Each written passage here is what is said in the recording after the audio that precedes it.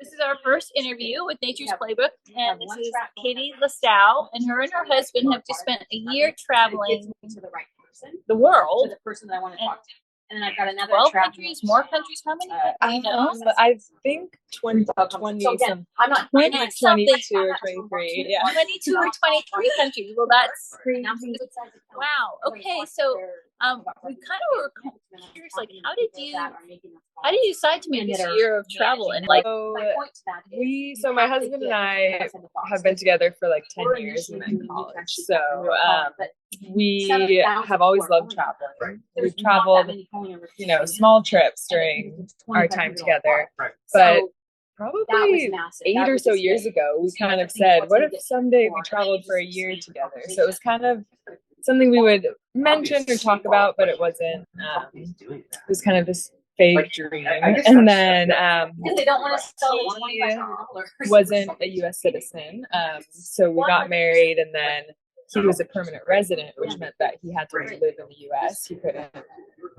be abroad for that long. So we kind of had this idea of, what if once you become a citizen, that will be like a good point to then we can leave and travel. So that just kind of became a good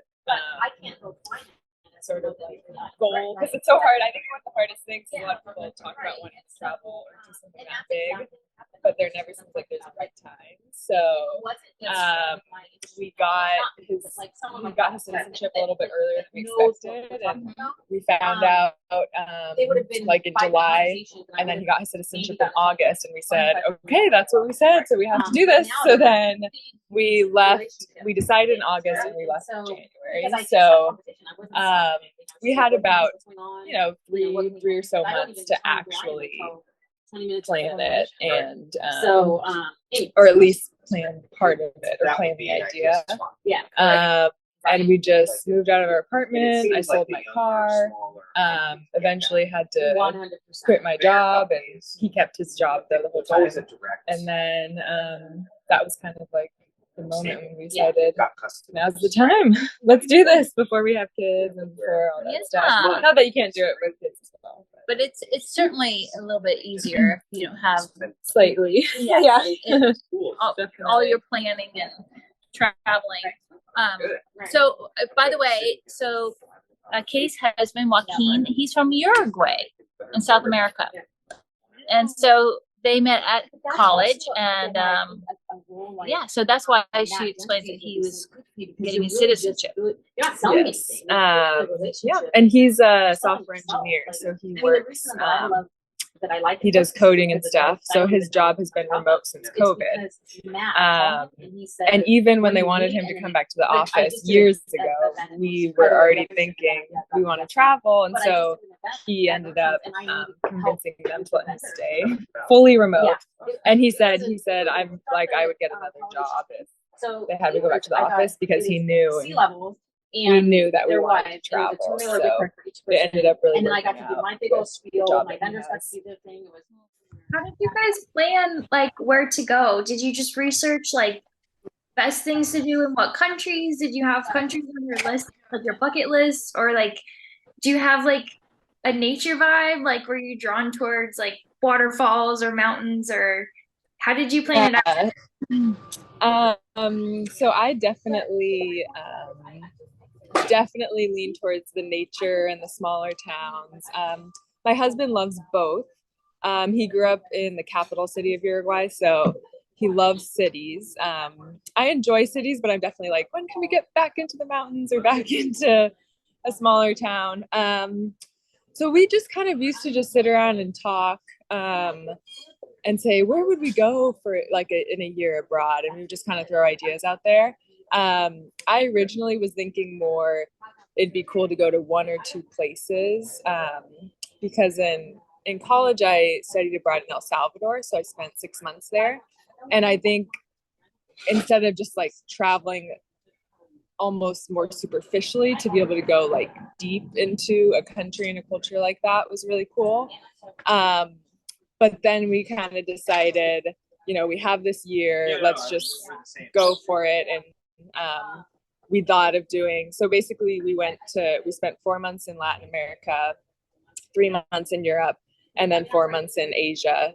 and then Australia and New Zealand at the end. So we kind of just thought, all right, let's just make this a world tour. Let's go around the whole globe.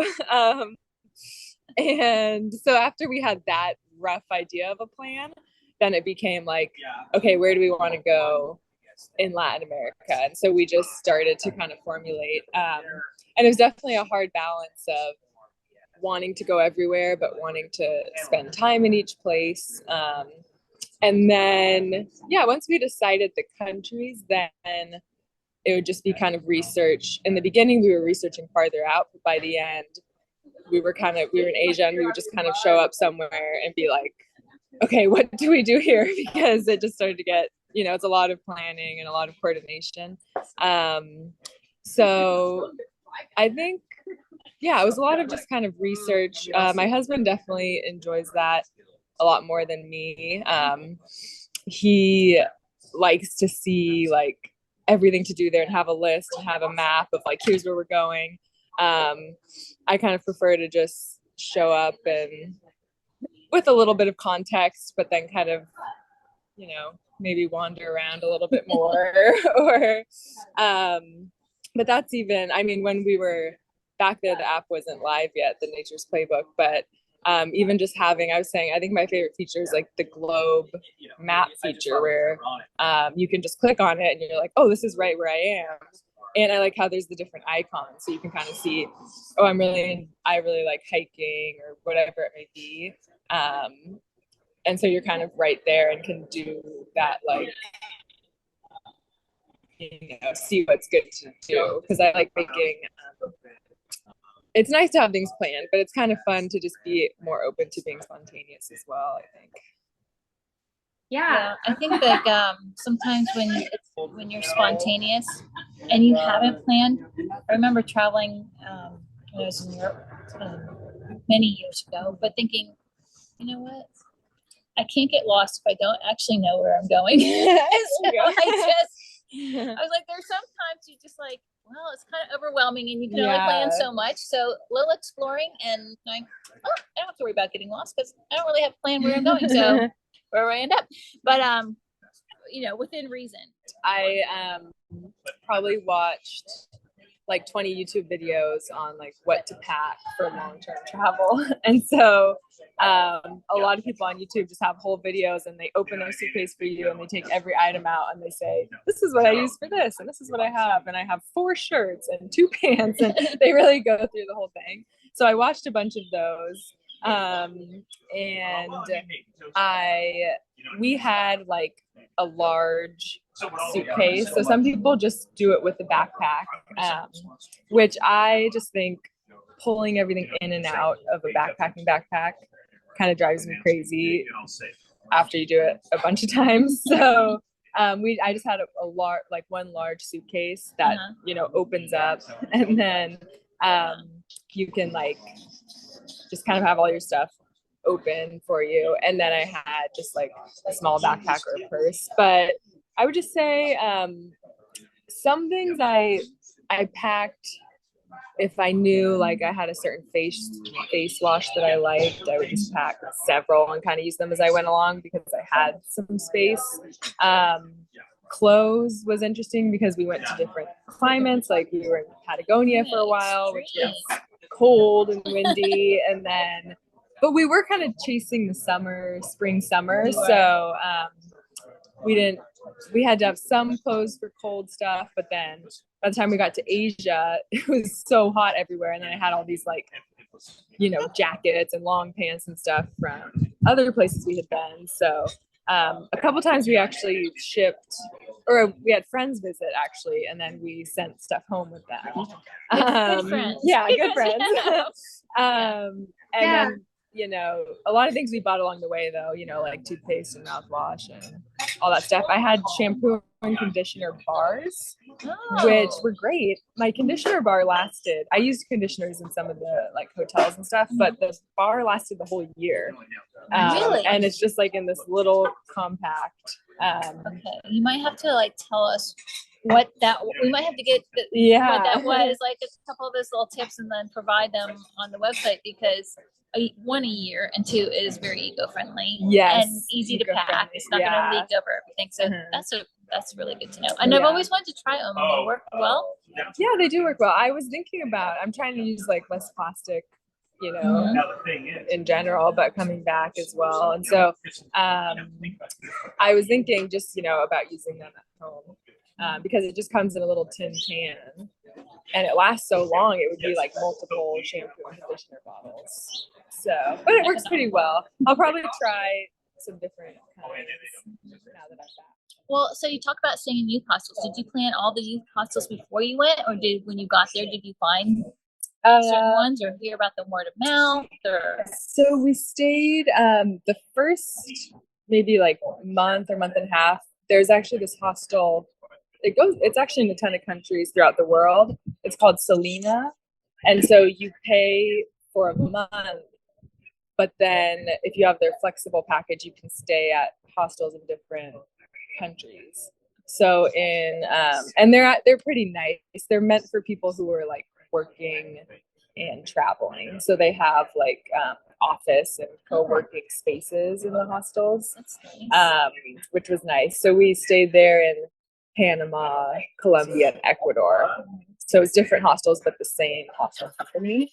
And then we just did like we just kind of researched. A lot of times we just looked at what was cheapest.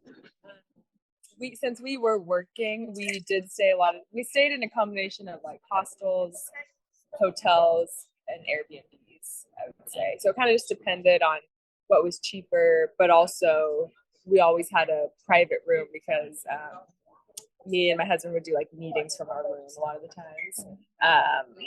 And so especially him, he like needed a space to do his meetings. So we kind of just researched it as we went along by the end. Any places that you were like, oh my gosh, there was no Wi-Fi, could not work? Or was everything pretty good? It was, I mean, a lot of places do have pretty good Wi-Fi these days.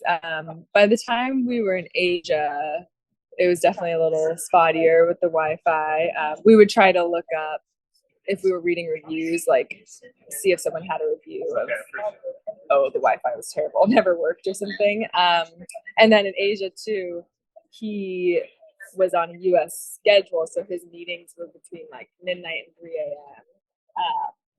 Wow. And then sometimes like the power would randomly go out, so there wouldn't be any Wi-Fi. So there were a few times when it was questionable, or where he would do meetings like sitting on the toilet in our little room, because there was a lot of places didn't have desks like in Asia, so I'd be on the bed and he'd be on the toilet. It's like kind of funny. Yeah, and just making it work. Yeah, and I'm sure it's like you have to make it work. And if you're working, I mean, Wi-Fi is a thing. Like it's not like you're like, oh well, sorry, the Wi-Fi doesn't work here. I won't be able to attend the meeting today. Yeah.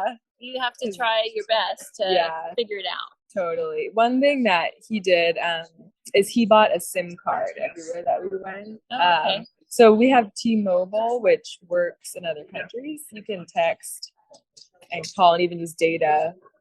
Like it doesn't cost more, but it doesn't work that well a lot of places. So he would always buy a SIM card from the country that we were in, and then sometimes he would use that as a hotspot. Mm-hmm. And those usually worked fairly well. But he did have to bring his old phone because the new iPhones don't have a spot for the SIM card. It's an eSIM, and a lot of countries don't have eSIM options. So they sell you like a physical SIM card that you have to put in. So he actually had two phones with him, which worked out a lot of times because in certain countries in Asia and South America, he had to buy the actual SIM card, which wouldn't have gone into his. Well, that's a really that's a good tip for people who travel and have to work. You know, if they want to do both, and because I definitely would not have known that. I'm not the tech girl in the family.